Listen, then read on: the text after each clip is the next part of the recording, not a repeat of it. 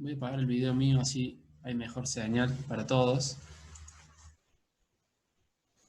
Del transistor unijuntura era un tema que lo tenía que dar el ingeniero y bueno, no lo termino de dar. Habíamos dicho que básicamente el transistor unipolar o unijuntura cumple la misma función que el transistor bipolar, con algunas series de ventajas y características diferenciales respecto de los bipolares. Dentro de la clasificación que hay de transistores de efecto de campo, es esta que muestro ahí, es decir, y que aparece, digamos, cronológicamente en función de cómo fue evolucionando este componente. Primero apareció el transistor efecto de campo de juntura, conocido como TEC-J, o JFET, por sus siglas en inglés. Luego apareció el transistor efecto de campo metal óxido semiconductor,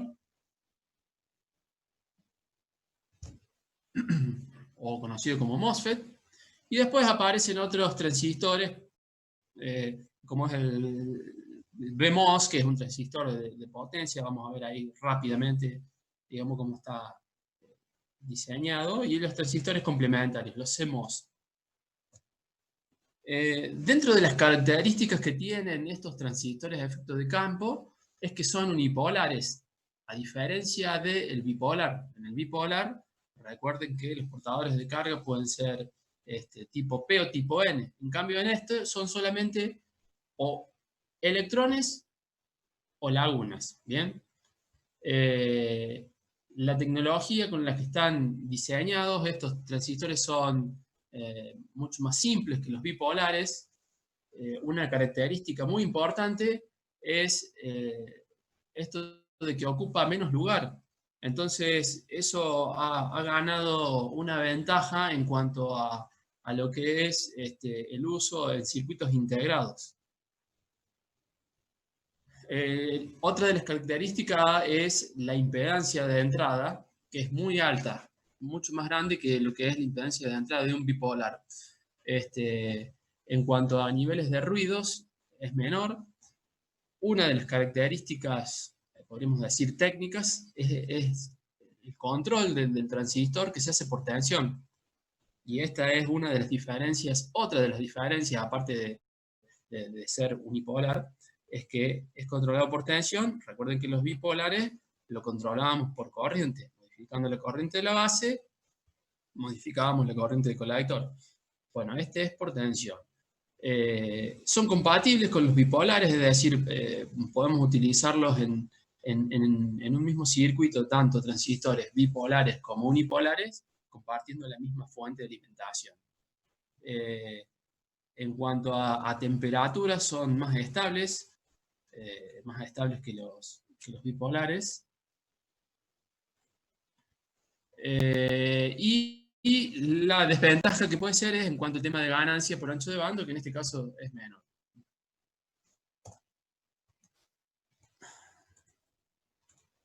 Bien, acá hay digamos una figura que muestra cuál es la estructura básica de este tipo de transistor. Ahí, si se fijan, tienen una juntura entre el material. Este es un material tipo N, ¿bien? Y acá tienen dos regiones tipo P. Entre ambas regiones hay una juntura. Acá cambian, en este caso, a diferencia del bipolar, donde teníamos emisor, base y colector, vamos a tener terminales con otros nombres, que son el surtidor, el drenador y la puerta G. Puerta G o guardador también se llama. Fíjense que acá siempre hay siempre va a haber entre la puerta y el surtidor una fuente de alimentación, de manera tal de que quede polarizado de manera inversa la puerta respecto al surtidor. ¿Bien? Y esta es una fuente de alimentación de su TD. Acá tienen la configuración del transistor, es decir, drenador, surtidor, puerta, cuáles son las corrientes, corriente de drenador, corriente de surtidor y la corriente de la puerta. Bien, acá tenemos, este es la fuente que está polarizando de manera inversa la puerta y el surtidor.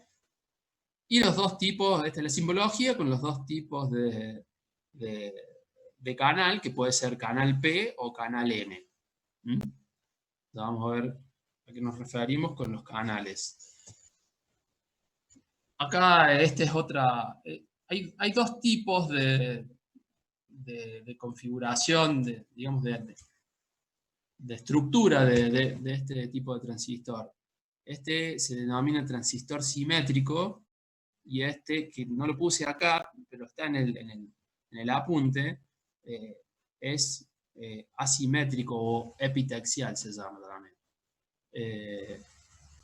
Les puse esta imagen para que quede un poquito más claro, digamos, a qué nos referimos cuando vemos el canal.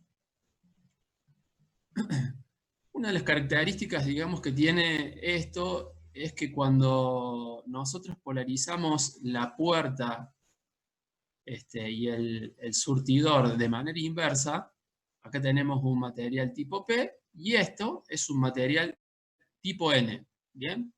Entonces, olvidándonos de esta fuente BDS, si nosotros ponemos una fuente, esta vez que polarizamos de manera inversa, entonces acá alrededor entre estas dos aparece una juntura. ¿Qué va a pasar? Va a empezar a ensancharse esa juntura a medida que nosotros vayamos aumentando esa tensión de polarización inversa. ¿Bien?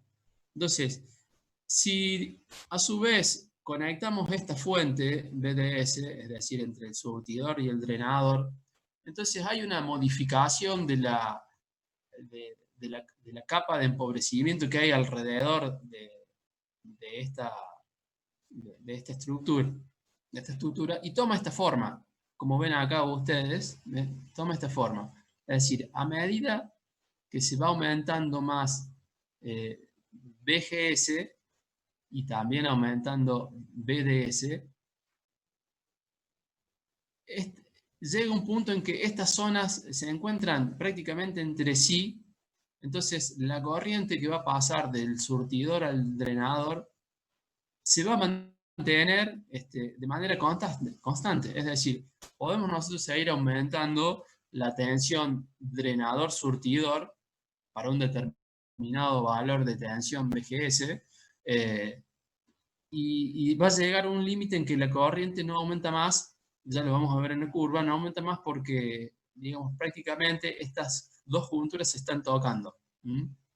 Entonces eso es lo que mantiene una corriente de drenador de manera constante. Y ahí, Fíjense, profe, si disminuyo la tensión BGS, ¿es como controlaría ese flujo de corriente de drenador a surtidor? exactamente. La tensión BGS, acá lo ves en la curva. Volvemos atrás, esta tensión BGS, acá dice BGG, pero es la tensión drenador-surtidor, es la que me va a controlar la corriente. Vamos a la curva. ¿Ves? Acá está la curva de salida, donde está la corriente del drenador en función de la tensión drenador-surtidor. ¿Está bien? Es decir, la que tengo entre el extremo del drenador y surtidor. En el límite en que la tensión del drenador, de la puerta es nula, entonces la corriente que puede circular por el drenador es máxima. ¿Está bien? A medida que yo voy aumentando esa tensión, y por eso son controlados por tensión, yo voy aumentando esa tensión inversa entre puerta, surtidor, la corriente de drenador comienza a disminuir. Fíjense, para BGS 2,5, menos 5, menos 7,5. Acá se muestra en el gráfico tres sectores. Un sector que se denomina resistivo, un sector de estrangulación y una zona de perturbación. Esta parte, que se llama zona resistiva, tiene una característica muy importante y que le da la versatilidad que tiene este tipo de componente, que es que evidentemente se llama zona resistiva porque acá el transistor se comporta como una resistencia. Es decir, para un valor de BDS y para un valor, es decir, para un valor drenador surtidor y para un pequeño valor de drenador surtidor y un valor cualquiera de BGS, todas estas curvas son una recta. Entonces, el transistor se comporta como una resistencia y eso nos permite poder utilizarlo dentro de un circuito integrado, según la configuración que tenga, al transistor unipolar como una resistencia. Ahora, a medida que aumente esa tensión drenador-surtidor, va a llegar a un punto de sub P, que se denomina tensión de estricción, y esa tensión de estricción, o tensión de punta, es la que se da cuando yo les decía, permítanme que vuelva, que en este punto llegan prácticamente las dos junturas a unirse. Es decir, en ese punto, alcanzada la tensión de estricción, la corriente se va a mantener constante, es decir, yo voy a seguir aumentando la tensión drenador-surtidor y mientras no modifique la tensión en la puerta, la corriente siempre se va a mantener constante. El límite va a estar dado en este punto acá, que es la zona digamos, de saturación, donde se produce ya la perforación de la juntura por un exceso súbito de la corriente, por un efecto de avalancha. Y esta característica que tiene la curva, la curva acá, esta característica de a medida que aumenta la tensión que yo le aplico a la puerta, la zona, digamos, de perturbación se acerca más hacia, digamos, hacia el origen, es decir, para un menor valor de tensión drenador-surtidor se puede llegar a producir la perforación. ¿Bien?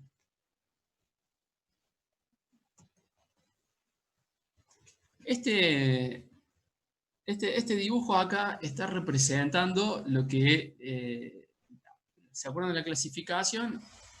Habíamos dicho que era el transistor MOSFET, JFET. Bien, y después dijimos que el otro era el de metal óxido semiconductor. Acá este tiene una particularidad. Se denomina metal óxido semiconductor porque la puerta, que es esta la puerta, es de metal, que puede ser aluminio, y entre el sustrato P, se genera una capa, fíjense, una capa muy fina, de un aislante, que es óxido de silicio. Por eso se denomina metal óxido semiconductor, o también, como decía ahí en el primer slide, de puerta aislada, porque la puerta se encuentra separada a través de un semiconductor. De este tipo de transistor, de los MOSFET, como se los conoce, pueden venir de dos formas. Uno que se denomina canal inducido, que es el que están viendo ahora en la figura, o el canal permanente. En este caso, es de canal inducido, donde, ¿qué pasa acá? No existe un canal, en realidad, en la medida que yo no tenga puesta una tensión en la puerta, este canal no existe. Entonces, ¿cómo se forma ese canal? Se forma a partir de aplicar una tensión a la puerta positiva, entonces, en este caso, ¿qué va a hacer? Va a traer los electrones del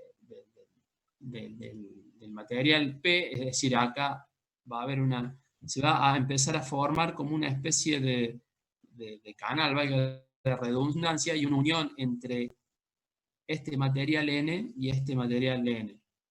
Entonces, a medida que se va aumentando esa tensión, se genera ese canal. Entonces después el canal, creo que a ver si, bueno, acá está, ahí está el dibujo. Ese canal, pensé que no lo había puesto, ese canal, digamos, queda formado de esta manera.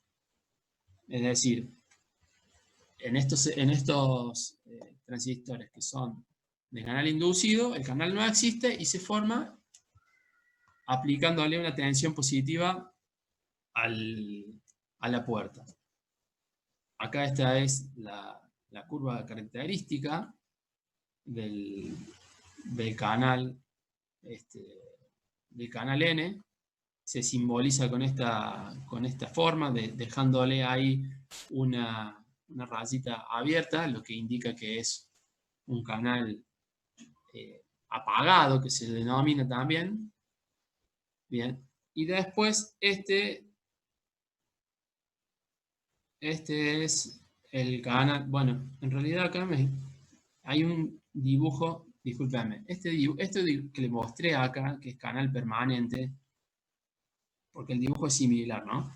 En realidad, este canal permanente es el otro, digamos, tipo de transistor. Dijimos que hay canal inducido y canal permanente. Lo que les quería mostrar con este dibujo es que este canal que se forma acá tiene la misma semejanza que este canal que es el permanente. Es decir, acá el transistor ya tiene el canal formado. En este hay que formarlo. Cuando este se forma, el canal que se forma es similar a este. Es lo que le quise decir recién. Me confundí porque, digamos, he copiado algunos dibujos para la presentación y son muy similares. Entonces, volviendo, estas son las curvas de características de la simbología del canal inducido. Y esta es la simbología del canal permanente, ¿no? Es decir, acá se hace con línea continua, es decir, el canal ya está formado. Este es el tercer tipo, digamos, el BMOS, tiene otra estructura. Básicamente, el uso de este tipo de transistor es para una mayor potencia. Normalmente los transistores unipolares son de pequeña potencia. Y bueno, cuando se quiere trabajar con un valor de mayor potencia, se utilizan estos que son los BMOS, que era la tercera clasificación. Y la cuarta clasificación es el CMOS, o complementario, donde acá lo que hace es utilizar en un mismo sustrato, se generan dos canales y tenemos, digamos, la función de poder tener dentro de un mismo componente dos transistores. Pero básicamente es eso, es decir, sobre un mismo sustrato N se generan los dos canales. Acá hay un canal y acá hay el otro canal. Precauciones en cuanto a manipulación. A ver, todas estas precauciones que menciono acá están referidas a lo que tiene que ver con la sensibilidad que tienen estos componentes respecto a lo que son cargas estáticas. Por lo tanto, se deben tomar todas medidas que permitan reducir las cargas estáticas y que no generen, digamos, la rotura del componente. Por lo tanto, reducir cargas estáticas, almacenar en espuma conductora. Hay que tener cuidado con lo que son la generación de transitorios que se puedan producir. Siempre hay que desconectar todo lo que son las fuentes de alimentación antes de hacer la desconexión del equipo, del componente. En el caso de herramientas que se utilicen o todo lo que sea partes metálicas, deben estar conectadas a tierra, de manera de permitir generar estas cargas estáticas y que las que se generen sean drenadas a tierra. Hay que tener cuidado con las temperaturas, sobre todo cuando se generan soldaduras de estos componentes, no superar los 300 grados. Cuidado con la manipulación de los terminales. Y no aplicar señales de entradas sin que esté conectada a la fuente de alimentación, ¿no? Bien, esto referido a medios de protección que se suelen utilizar, acá una cadena de diodo Zener, de manera de no superar, según los valores que tomemos acá de Zener, no superar valores de tensiones en la puerta, valores de tensiones inversas que puedan llegar a saturar el transistor. En este caso, este tipo de transistor que tiene dos puertas se conoce con el nombre de tetrodo y tiene internamente estos diodos Zener que protegen contra transitorios que puedan ocurrir. Bien. Básicamente, vamos a dejar de compartir esto. Básicamente, bueno, eso es en cuanto a transistores bipolares, que yo quería darlo, porque la verdad que, bueno, es un tema que el INGE no avanzó y por ahí cuando veamos la parte de compuertas y querramos saber, digamos, internamente de qué están constituidas, o también cuando analicen un poco el tema de familias lógicas y vean las diferentes familias lógicas, van a estar hablando de lógica TTL o lógica MOS, y bueno, digamos, es necesario que sepan, digamos, a qué nos referimos con este tipo de transistores. En cuanto a ejercicios prácticos, no vamos a efectuar cálculo, en realidad los cálculos son similares a los ejercicios que hemos visto en transistores bipolares. Una de las cosas que no dije y que es importante es la configuración de este tipo de componentes es similar a lo que a las configuraciones que tiene el transistor bipolar, es decir, puede ser configurado como drenador común, surtidor común o puerta común. El más utilizado es surtidor común, también con la misma, digamos, característica del bipolar. Acuérdense que la señal de entrada la desfasaba 180 grados. Bien, ¿alguna duda más respecto a esto? ¿Alguna consulta? Yo les voy a estar pasando la semana que viene el apunte. El ingeniero estuvo terminando con los otros apuntes de amplificador operacional y de electrónica digital, así que bueno, ya con eso tendrían toda la documentación para ir estudiando. ¿Alguna duda, alguna pregunta, consulta? No, ingeniero, por mi parte no. No te escucho, Alejo, no te escucho bien. Por mi parte no, ingeniero. Bien, bueno, ¿los demás? No. Profe, una consulta. Usted mandó el otro día unos archivitos para descargar el PSpice, ¿puede ser? Sí, yo les pasé para descargar, o sea, les pasé, digamos, un manualcito, dos manuales, son dos tutoriales de PSpice. Hay uno que es un poquito más largo, tiene unas 30 páginas, pero está bueno, está clarito porque explica toda, digamos, la función, y el otro que es más aplicado a un pequeño caso práctico de un filtro. No sé si ustedes pudieron verlo, pero fundamentalmente les compartí les compartí el programa, que no sé si lo pudieron descargar, les llegó.